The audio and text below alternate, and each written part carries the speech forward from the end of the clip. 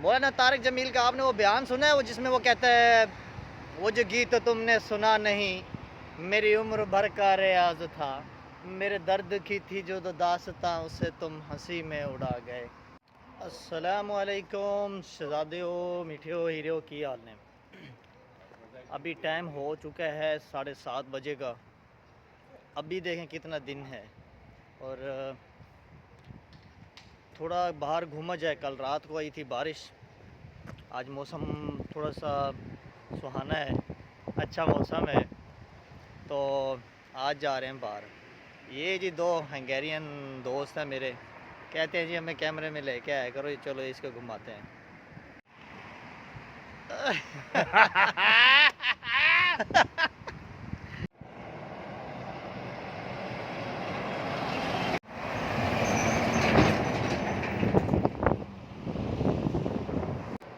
ये है ना गाड़ियाँ चलाने को भाई, साफ़ सुथरी गाड़ियाँ, नीट एंड क्लीन।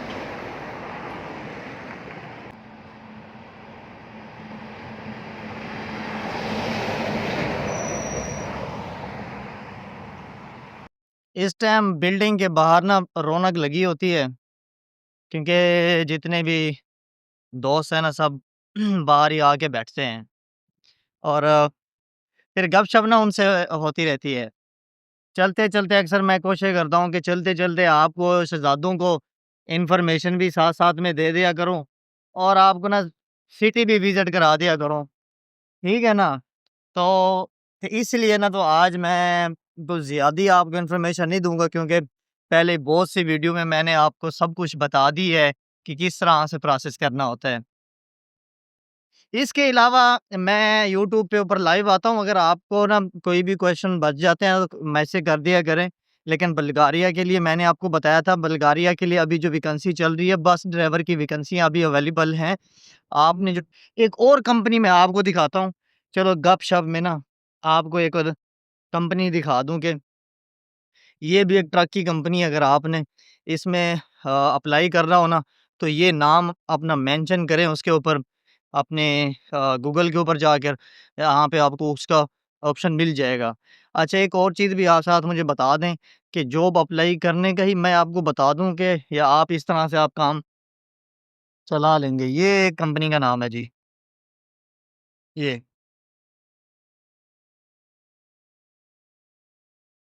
ये पीछे कंपनी का नाम है। इनकी गाड़ियाँ अंदर, और इनके पास 3 नंबर भी लाइसेंस वाले इनके पास हैं, और इनको ना 4 नंबर हैवी ट्रक के भी हैं। तो आप इसमें ट्राई करके देखना, अगर आपको इसमें कोई जॉब का कोई चांस मिलता है तो।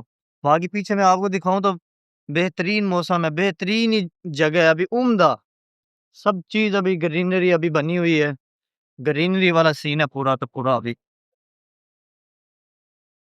ये चीज़ मैं आपको दिखाता हूँ, आप इस जगह को देखें। ये जगह ना कितनी प्यारी लग रही है। जब इसके बिल्कुल सेंटर में आए ना, बिल्कुल एक गली जैसे बनी हुई है, बिल्कुल पीछे बड़ी थोड़ी दूर तक है, इतनी भी नहीं है, लेकिन बहुत ही अच्छी जगह है ये भी। लेकिन मैं पता है किस तरह की जगह पे जाता हूँ, थोड़ा-सा ओपन जगह है, क्योंकि अभी मौसम है ठंडा, यहाँ पे ना स्नेक, जिसको नाग भी बोल सकते हैं, नाग वगैरह ज़्यादा है यहाँ पे। मुझे ना दोस्त मैसेज कर रहा था, कहता है यासिर भाई 3 नंबर लाइसेंस है। ठीक शहज़ादे, मैं आपको ना आपकी बात का जवाब इसमें दे देता हूँ।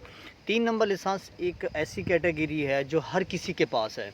अगर जो नहीं है ना, वो एक 3 नंबर जिसको बोलते हैं बस का लाइसेंस और ट्रक का लाइसेंस नहीं। आज मैं लाइसेंस के नाम नहीं लूँगा, क्योंकि बाद में मुझे भाई मैसेज करते हैं यार ये 3 नंबर और 4 नंबर क्या होता है। 3 नंबर वैसे दुबई को बोला जाता है, 3 नंबर कार का लाइसेंस, और 4 नंबर जो होता है वो बोला जाता है हैवी ट्रक का लाइसेंस।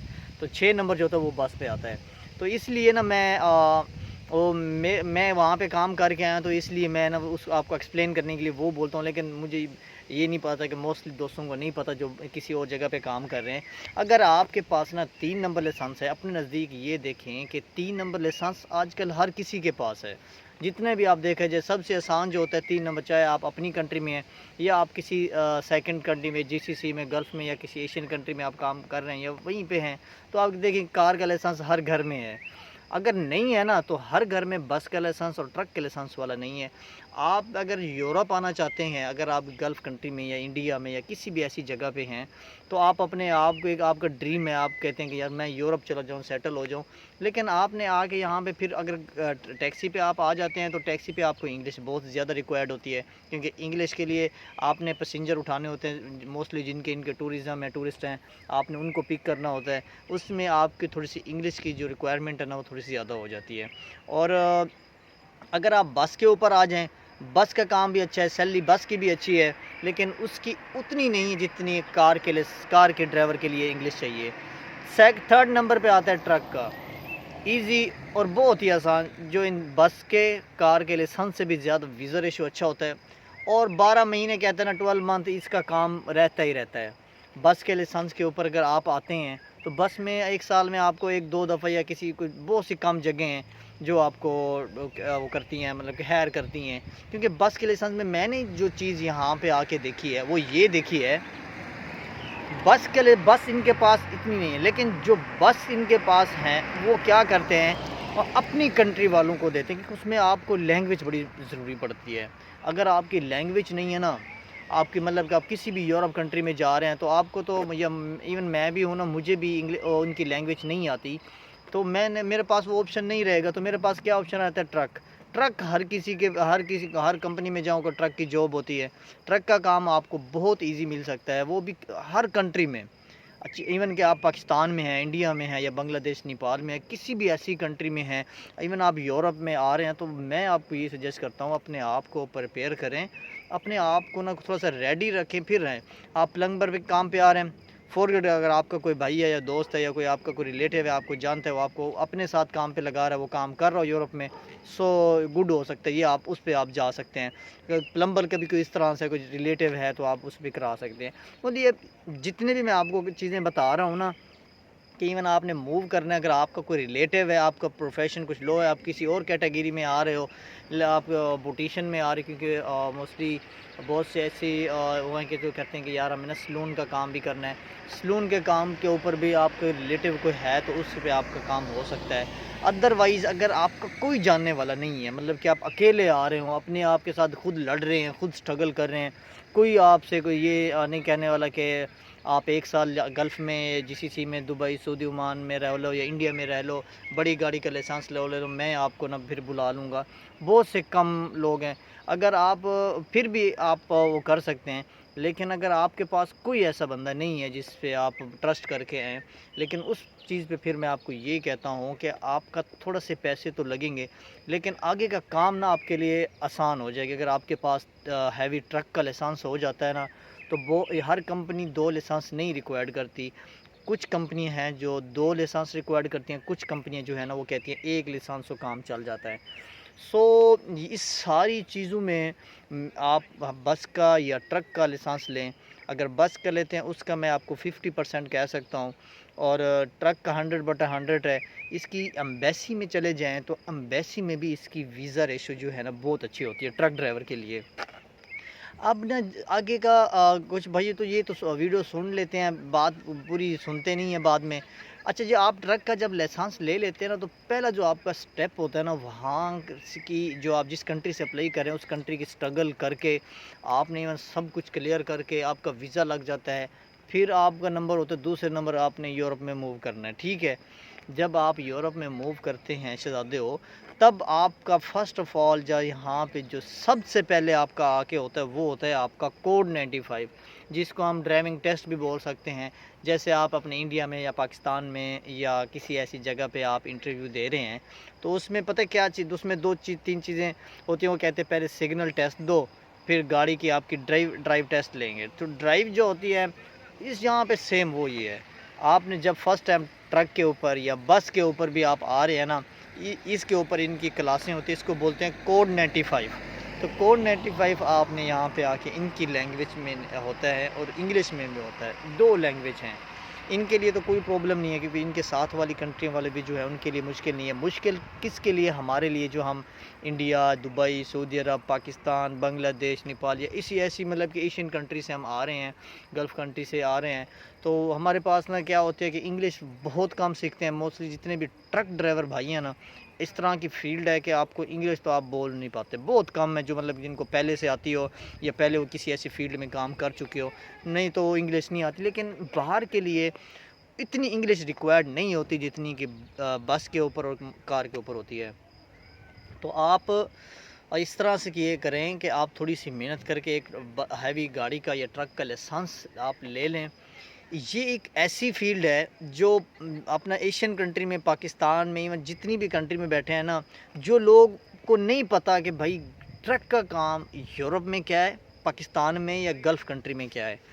पाकिस्तान में, इंडिया में लो स्टैंडर्ड काम है, जिसको हम ये कह सकते हैं कि वो जितनी पुरानी गाड़ियाँ हमारे लोग देखते हैं तो बाद में ना उनके दिमाग में वही थिंकिंग चल रही होती है, वही सोच रहे होते हैं कि भाई उन यूरोप में भी इस तरह की गाड़ियाँ हैं। यूरोप में एक प्रॉपर रेगुलेशन के हिसाब से आपने गाड़ी चलानी होती है और गाड़ियाँ नीट एंड क्लीन, वेदर मौसम इनका बहुत अच्छा होता है और इसके साथ साथ आपको भाई एडवेंचर मिलते हैं। आप घूमने के लिए जाते हैं, आप गाड़ी निकालते हैं तो हर 4 घंटे के बाद आपने 45 मिनट की ब्रेक आपने लेनी है। ये नहीं है कि भाई पीछे माल लोड जो है ख़राब हो रहा है या कि कंपनी लेट हो रही है, नहीं, ऐसा कुछ भी नहीं है।